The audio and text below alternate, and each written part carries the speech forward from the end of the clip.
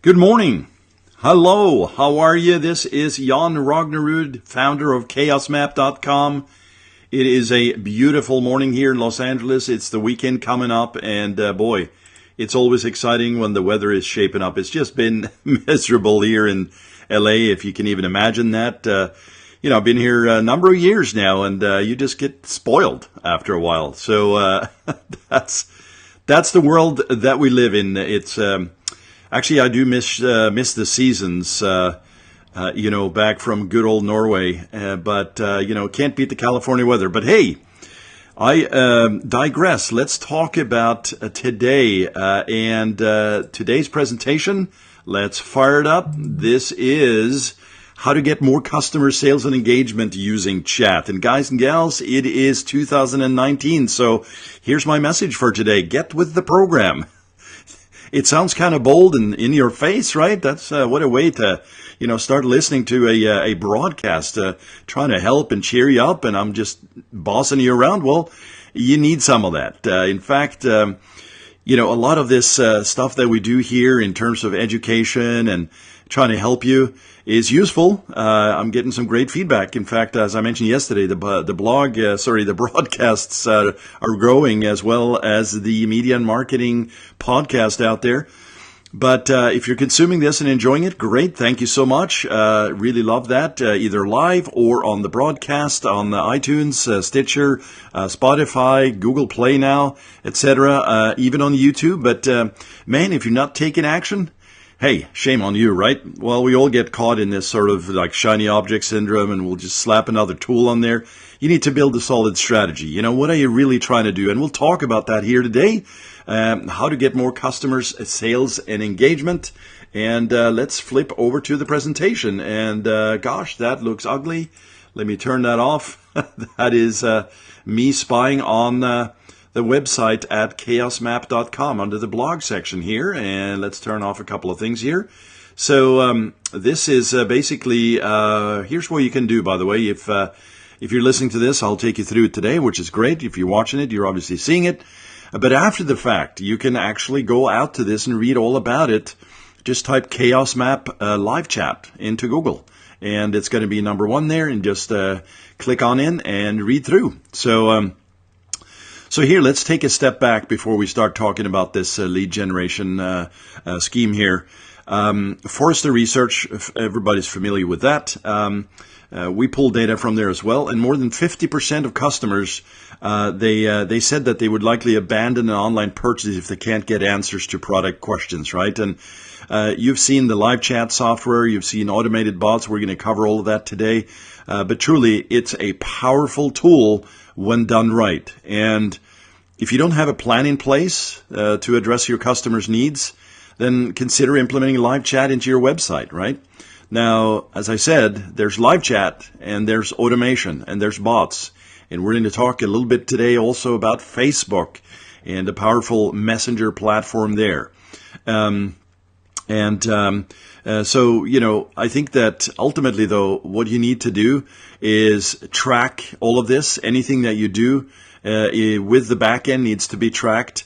And so if, let's say that you are on let's say you have an e-commerce site, right? An e-commerce brand. And if you're on Shopify, by the way, there's a lot of plugins in the marketplace, a lot of software tools that you can embed and get going. In fact, some of these themes out the gate will, I seem to recall, have some of these out the gate, or at least recommendations for it. And if you sign up for some of the email broadcasts, you'll be invited to the marketplace. And it makes sense. If you're at the shopping cart stage where you're adding to cart and you're at the checkout, what a wonderful place to have somebody pop up with a live customer chat. How can I help you? Now, this may fire off as an automated bot because it triggers after a number of seconds that it sees you on a particular page or URL, but then it sends it over to a live agent. Well, this is phenomenal because right now you can get all your answers or questions answered. And that's exactly what you want, and that's exactly what the company wants, to be able to, help you get more from that interaction. So let's talk about it, if you get my drift. we're going to talk a little bit about, some of these things that you can consider for live chat. And in the past, of course, deciding, the implementation for live chat, came from different areas of the company. Maybe it was the support team or the sales rep. Perhaps you outsourced it. Well, that's fine. This needs to be obviously a company decision to make sure that the staff and everybody at the back office is trained up, that you have scripts and workflows developed so that you can, if you're doing a bunch of automation, that you can actually do it right. You don't want to be asking or sending questions over that doesn't make any sense or is perhaps out of context, right? And we talked about this a little bit just a minute ago. The live chats are great. In fact, lots of businesses are transacted using live chat. We have a couple of clients right now that's using live chat with great success. A company in New York that I'm thinking of right now is using this, and that coupled with email is actually turning out to be a real heaven sent for them. But as you know, new options exist, and they have emerged and growing fast, and those are chatbots or virtual non-human assistants. And they are designed basically for providing quotes, phone numbers.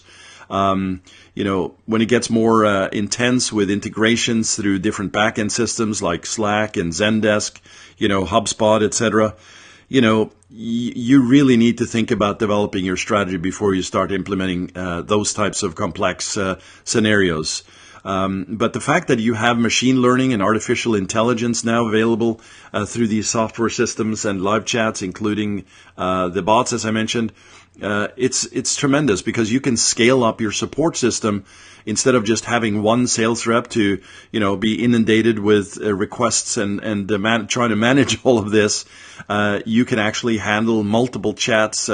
You can use automation and live chats both, and so that you can control and monitor all of this. And by the way, I have quite a bit of experience with this. About, let's see now, this is 2019, so about, it's like 18 years ago, worked at a company where myself and the software development team helped put together and integrate a live chat system for e-toys back in the day, Nike, MGM, and it really raised the bar. And we were competitors with one of the software tools that I mentioned at the end of this broadcast, but I tell you, it was really challenging back then. The technology was not fully developed. It was somewhat new in the marketplace, so people didn't know if it was spam or not, right? This is much more now adopted into the marketplace, and so you should not have a big issue with getting this onto your site. So, but ultimately, there is a little checklist here that we put out there in terms of live chat. I'm going to talk about that briefly, but I'll let you go to the blog post at Chaos Map live chat. If you just type that into Google, you'll get to it so that you can read through it yourself. In fact, when you go to chaosmap.com, there is a big old red button there, and it's a case study that we did for driving traffic and leads to using Facebook and Google Ads. And that's a perfect example of if you're having success with traffic methods and essentially driving valuable visitors to your site right now, the first thing that I would ask is, hey, what's the traffic looking like?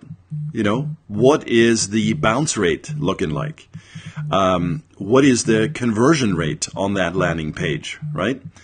What level of quality do these leads provide to your organization? Well, it's a perfect way to start breaking down the issues and the context of that, right, for your site. But as you get more data on this, try and implement a live chat service. We use Drift, which is one of the tools that you'll see here in a second, drift.com.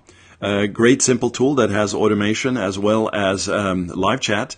And we actually are able to service and to help questions that come in. In fact, if you go to chaosmap.com and ask, we'll have somebody get back to you. And it may be automated at that moment, and or it may be live at that moment. These tools allow you to turn things on and off very easily based on your workflow and your staffing, right? So that's pretty cool.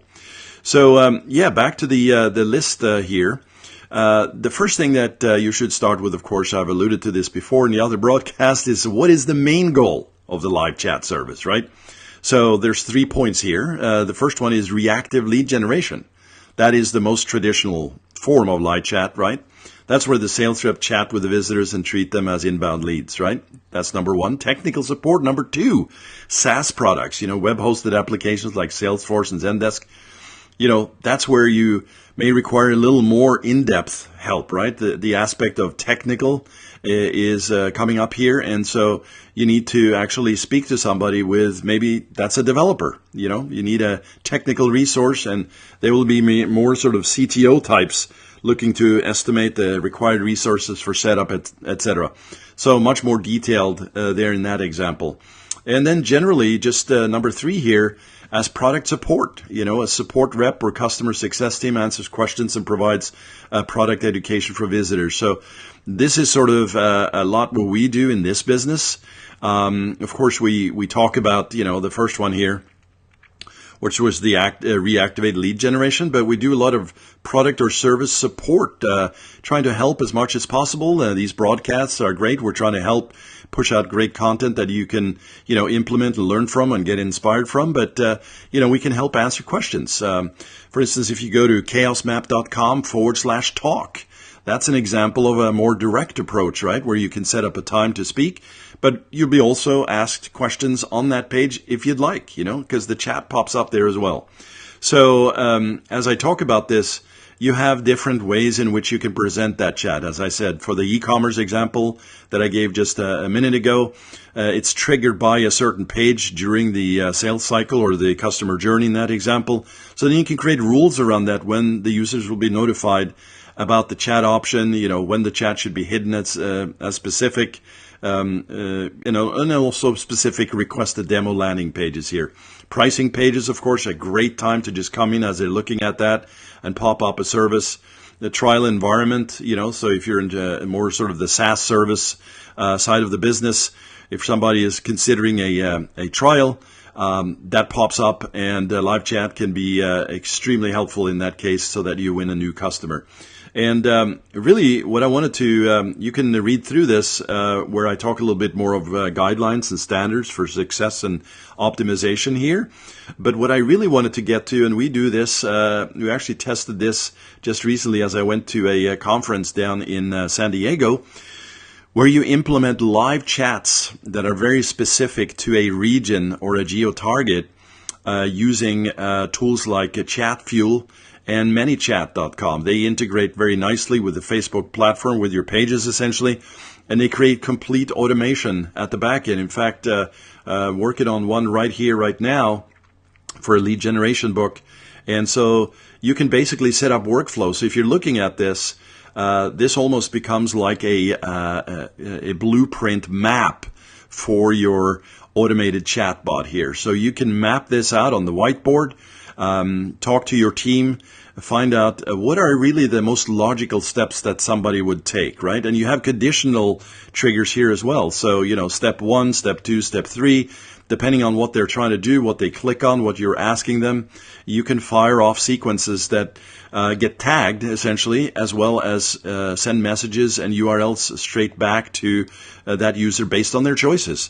So inside ManyChat, you can do these things, and once you publish it, it goes live, and you can push those out using, this is a highly used area inside ManyChat, which is called Growth Tools. The Growth Tools is really just a way for you to use a powerful system like ManyChat to grow your audience without you having to babysit every step of the way. Plus, when you're driving traffic, as I mentioned, testing this geo location in San Diego, then your visitors will be much more engaged if you're creating that in the moment at that location, right? However, all these things belong to the category of testing. You got to test these things, I was talking to a client not too long ago. They said, hey, we want to implement chat.